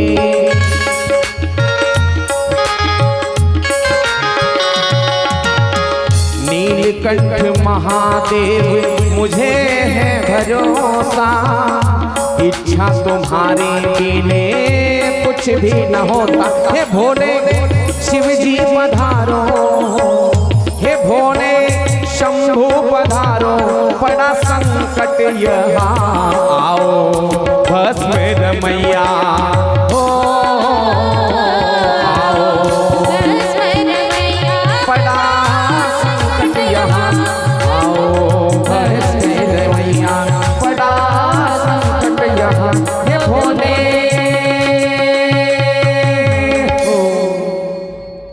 हे भोले शंभू पधारो। शंकराला का? कारण शंकरच विष पचवू शकतात। तेवढं हालाहाल समुद्र मंथनातून निघालेलं विष ज्यांनी पचवलं जगाच्या उद्धारासाठी, त्या भगवान शंकराला विष पिण्यासाठी बोलवलं आणि कुठं बसा सांगितलं? माझ्या कंठात बसा इथं आणि इथूनच पिऊन टाका। ते विष जर पोटात गेलं, ऐका, विष जर पोटात गेलं तर माझं काही खरं नाही म्हणले। कोण म्हणले? भगवान कृष्ण। विष कुठं असलं पाहिजे? विष याचा अर्थ चरित्र काय सांगतं प्रत्येक देवाचं सांगतो आहे का? महादेवाचं चरित्र असो का, कृष्णाचं असो का, रामाचं असो, हे जे विष आहे, विष भगवान शंकरानं विष पिलं, पण कुठं धारण केलं? विष कुठं आहे भगवान शंकराच्या सांगा? हा, कंठामध्ये विष आहे। त्याला आपण काय म्हणतो? नीलकंठ म्हणतो, बरोबर आहे का नाही? नीलकंठ म्हणतो। आज पुढे या ना, इथं बसा मोकळं, श्यामच्या मागे बसले तुम्ही, या मोकळं पुढे बसा। नीलकंठ म्हणतो आपण, नीलकंठ। त्याचा कंठ निळा झाला भगवान शंकराचा विष पिल्याच्या नंतर। विष पोटातही जाऊ दिले नाही भगवान शंकरानं बरं का, आणि विष ओठातही ठेवलं नाही, ओठात सुद्धा ठेवलं नाही आणि पोटात सुद्धा ठेवलं नाही। काय शिकायचं याच्यातून भगवान शंकराच्या चरित्रातून? विष माणसाच्या पोटातही नसावं आणि ओठातही नसावं। पोटात गेलं तर स्वतः मरेल आणि ओठात असलं तर दुसऱ्याला मारेल बोलण्यानं। आलं का लक्षात? म्हणून मधुरावाणी होटी, साधू संतांनी सांगितलं आमच्या, मधुरावाणी होटी कसं बोललं पाहिजे? मधुर बोललं पाहिजे। मधुरावाणी होटी तुका म्हणे वाव पोटी। ओठ आणि पोट, पोटामध्ये गेलं तर स्वतः मरेल आणि ओठामध्ये असेल तर दुसरे मरतील। माझं बोलणं जर समजा एखादा शब्द लागला तुम्हाला, त्याचा घाव जन्मभर भरून निघत नाही। म्हणून विष हे कंठात असलं पाहिजे। माऊलींनी सुद्धा कसं बोलावं याच्यासाठी गोड वर्णन सांगितलं। साच आणि मवाळ मी तुले आणि रसाळ, शब्द जैसे कल्लोळ अमृताचे। कसं बोललं पाहिजे माणसानं? माऊलीकडून शिका, तुकोबारायाकडून शिका। साच आणि मवाळ, शब्द जैसे कल्लोळ अमृताचे। अरे अमृत निघतं याच्या मुखातून, याचं बोललेलं ऐकत राहावं आणि ऐकतच राहावं, इतकं गोड बोललं पाहिजे माणसानं। काय सांगत होतो मी? विष पिण्यासाठी भगवान शंकराला कृष्णानं आमंत्रित केलं, आवाहन केलं, या भोलेनाथ। मग डोळे उघडले कृष्णानं आणि दूध प्यायला सुरुवात केली। छातीतलं दूध संपलं पुतनेच्या आणि पुतनेचं रक्त ओढायला सुरुवात केली। रक्त संपलं, पंच प्राण ओढताय भगवान कृष्ण। त्यावेळेला पुतना घाबरली, आता माझा प्राण जातो की काय एवढी घाबरली। आणि प्राण जायची वेळ आल्यावर जीवाच्या आकांतानं ओरडू लागली ती पुतना। त्यावेळेला भगवान कृष्णाला ती काय म्हणते? अरे सोड मला, सोड। त्यावेळेला देव सांगतोय मला सोडता येत नाही, मला फक्त धरता येतं। पहा, अजूनही देवानं एखाद्याला हातात धरलंय आणि खाली पुन्हा सोडून दिलंय, असं झालंय का? नाही। देवाच्या हातून सुटल्यावर त्याला कोणी आधारच देणार नाही ना। ज्याला देवानं हातात घेतलंय तो कधी खाली पडू शकत नाही, एक लक्षात घ्या। देव सोडायची सवय नाही, माणसाला सवय आहे 4 दिवस आधार द्यायची, नंतर काढून घ्यायची। बाहेरून पाठिंबा म्हणतात आपला, ती माणसाला सवय आहे, पण देवाला नाही। देवाला पुतना म्हणू लागली मला सोड, पण कृष्ण म्हणतोय मला सोडायचं माहित नाही, सोडत नाही मी। त्यावेळेला पंच प्राण ओढायला सुरुवात केली। कासावीस झालेली ती पुतना नंदबाबाच्या वाड्याच्या बाहेर आली आणि मूळ रूपामध्ये आली, आपल्या राक्षस रूपामध्ये। त्यावेळेला तिनं जमीन सोडली आणि आकाश मार्गाने उडायला लागली। सगळे गावकरी पाहतायत, खूप मोठा आवाज झाला तिच्या ओरडण्याचा। गावातले सगळे नगरवासी, गोकुळातले गवळणी घाबरले. कशाचा आवाज? पुतना आकाश मार्गाने उडायला लागली, नगराच्या बाहेर आली. त्यावेळेला तिचे पंचप्राण भगवंतानं शोषून घेतले आणि एक खूप मोठा आवाज झाला आणि पुतना जमिनीवर पडली.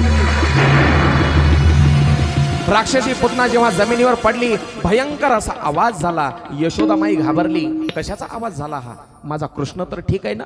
त्यावेळेला सगळे गावकरी नगरवासी पळत पळत नगराच्या बाहेर पळू लागले आणि यशोदामाई सुद्धा त्यावेळेला पळते. पण लक्षात आलं माझा कृष्ण घरामध्ये नाहीये. तर कृष्णासाठी शोधाशोध सुरू झाली. एका गावकऱ्यांनी पाहिलं, एका गवळणीने पाहिलं, कृष्ण तर त्या पुतनेच्या अंगावर, छातीवर खेळतोय. कोणतरी सांगितलं यशोदेला. असं म्हणतात गावकऱ्यांनी शिड्या आणल्या, शिडी वर जायची, छतावर जायची आणि ती पुतनेच्या अंगावर लावली आणि वर जाऊन कृष्ण काढला. केवढी असेल पुतना? ते जर वर्णन जर आज सांगितलं पुतना केवढी होती, लोकांना खोटं वाटते. त्याच्यामुळं पुतना मरण पावली आणि तिच्या शरीराचे तुकडे केले. तुकडे करून तिला जाळलं लोकांनी. गोकुळातल्या लोकांनी तिच्या अंगावर झाडं टाकले आणि तिला जाळण्याचा प्रयत्न केला. जेव्हा तिला जाळलं का नाही, आता जर चिता पेटली की नाही, मसरवट्यात जातो आपण सगळेजण, रक्ताचा एक जळण्याचा वेगळा वास, दर्प वास नाकामध्ये येतो. पण तिच्या शरीराचा सुगंध येऊ लागला. ती जेव्हा जळायला लागली का, तिच्या शरीराचा सुगंध अख्ख्या पंचक्रोशीमध्ये पसरला, गोकुळाच्या भोवताला. तिच्या शरीराचा सुगंध काय येत असावा? कशामुळे तिच्या शरीराचा सुगंध? जिच्या शरीराला भगवंताचा स्पर्श झालाय. ऐका काय म्हणतोय मी, जिच्या शरीराला देवानं स्पर्श केलाय तिच्या शरीराचा काय दुर्गंध येईल का? सुगंध नाही तर सुगंधच येणार. ऐका, ही कोण होती? पुतना.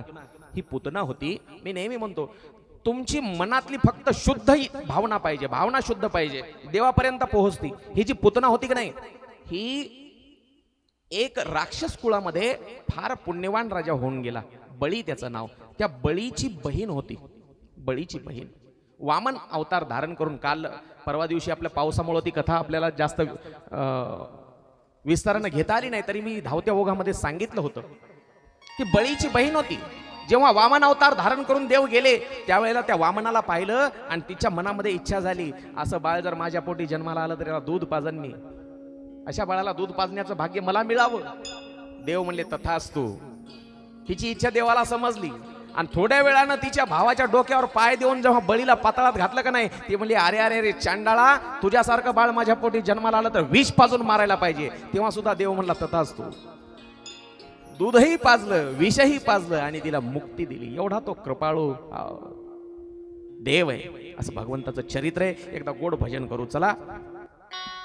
श्री कृष्ण गोविंद. माय प्रामाणिकपणे टाळी वाजवायची बरं का सगळ्यांनी. श्री कृष्ण गोविंद हरे मुरारे, हे नाथ नारायण वासुदेव.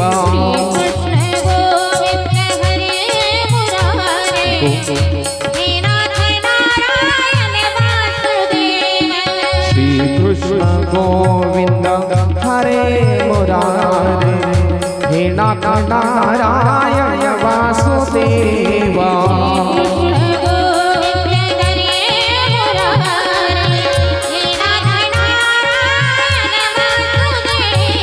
हे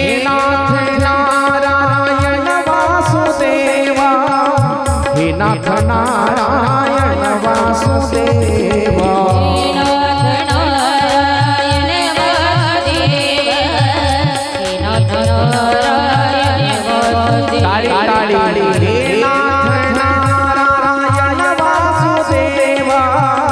हे नाथ नारायण वासुदेव.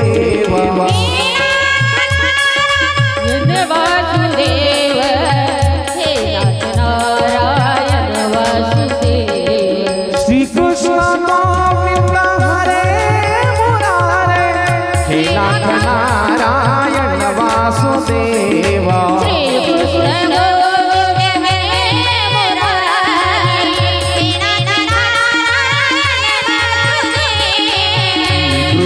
गोविंद हरे मुरारे, हे नाथ नारायण वासुदेव.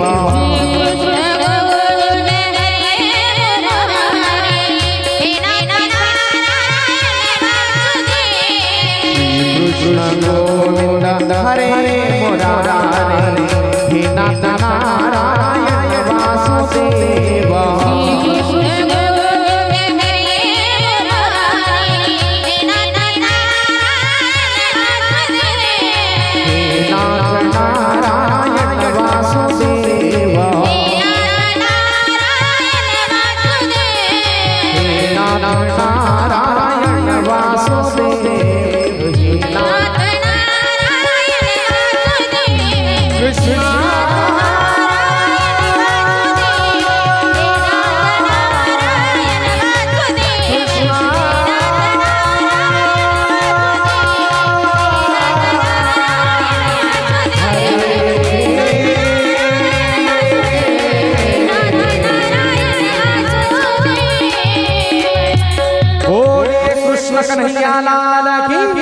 जय जय श्री राधे श्याम.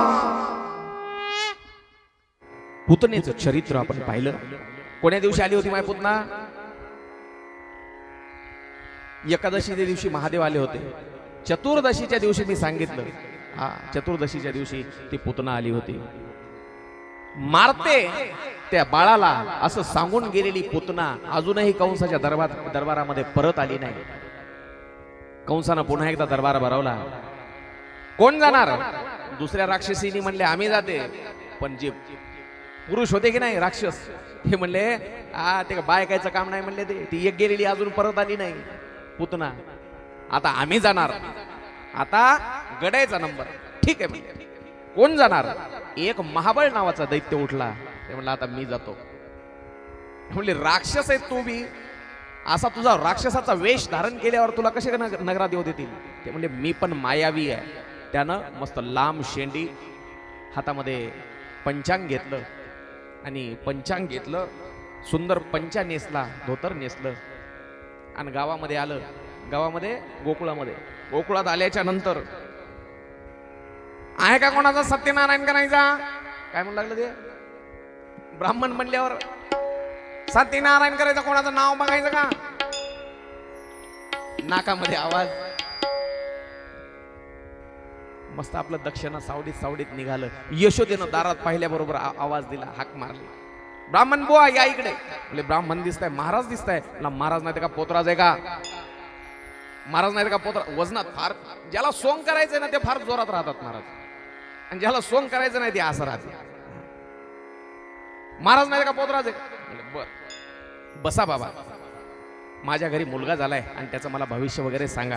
ठीक आहे, पण मी जमिनीवर नाही बसणार. जमिनीवर नाही. कुठं बसता? पाटावर. बसायला पाट दिल्यावर मला टेका लावायला बी पाट पाहिजे. असा पाठीला टेका लावायला बी पाट त्याला. आणि यशोदा बसली बाजूला. म्हणला पंचांग डोक्यावर ठेवू का? पंचांगाला सुद्धा पाठ पाहिजे. पंचांगाला पाठ. ठीक आहे बाबा, ते पाळण्यामध्ये जे आहे का नाही ते आता नुकतंच काल परवा जन्मलंय माझ्या घरी, आणि त्याचं मला भविष्य सांगा. पंचांग उघडलं त्यानं.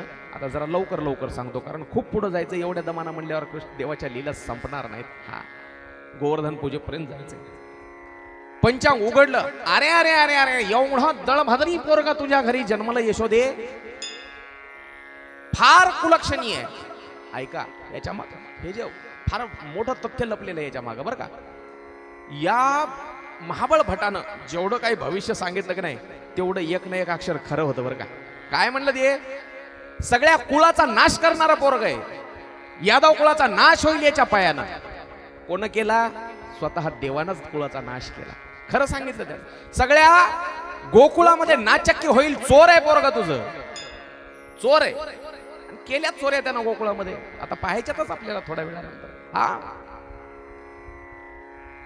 एवढ्या याचा दुर्गुण आहे त्याच्यामध्ये, सांगता कमी आहे. माझ्या घरी जर असं पोरग जर जन्मलं असतं तर मी खड्डा करून पुरून टाकला असतं. माझ्या जवळ दे, मी मथुरेकडे चाललो, यमुनेच्या काठावर खड्डा करून पुरून टाकतो याला. हा ते म्हणले बाबा, काल परवा एक महाराज आले होते. त्या महाराजांनी तर खूप चांगलं भविष्य सांगितलं. त्या महाराजाला काय कळते? काय म्हणलं ते? त्या महाराजाला काय कळते? कृष्णाला राग आला. कृष्णाला वाटलं भगवान भोलेनाथाला हे शिवाय देते का? थांब तुला दाखवतो. जे कोपऱ्यात मुसळ उभं केलेलं होतं की नाही, आला मुसळ पडलं त्याच्या डोक्यामध्ये. दान. यशोदे, तुझ्या घरामध्ये काय भूताटकी वगैरे आहे का? काय म्हणलं ते? भूत वगैरे आहे का तुझ्या घरामध्ये? चाललो मी. बाबा दक्षिणा तर घेऊन जा. नको, पाहिजे नाही तुझी दक्षिणा. वरचं जे शिंक होतं की नाही, शिंक, पहिले दह्या दुधाचे मडके कुठं राहायचे माय? फ्रीज मध्ये नाही, वर अडकून शिंक्यावर राहायचे. ते शिंक तुटलं, आपोआप नाही तुटलं ते, त्याची काय हिंमत होती आपोआप तुटायची? कृष्णानं आदेश दिला, तुटल्या बरोबर जे मडके होते दह्या दुधाचा अभिषेकच त्याला महाबळ भटाला अभिषेक झाला. आणि अभिषेक झाल्याच्या नंतर लगेच ते उठून पळायला लागलं. घरातलं उखळ मुसळ जेवढे काही वस्तू होत्या येऊन दनादन लागायला लागल्या. पाठीचा पाठ, बसलेला पाठ, समोर ठेवलेला पाठ, सगळं काही येऊन आपटायला लागलं. त्यावेळेला घाबरलं ते. पंचांग धरलं हातामध्ये, घराच्या बाहेर पळणार त्याबरोबर धोतरात पाय अडकला. धोतर फार सोपं असते. ए पोरो, पाठीमागचे धोतर जेवढं चांगलं फार वापरायला खूप चांगलं, पण अवघड आहे तितकं. शामरावदाजी धोत्रात पाय अडकला आणि दणकन उंबरठ्यावर पडलं आणि पुन्हा पळायला लागलं. ते कमरेचं धोतरही सुटलं.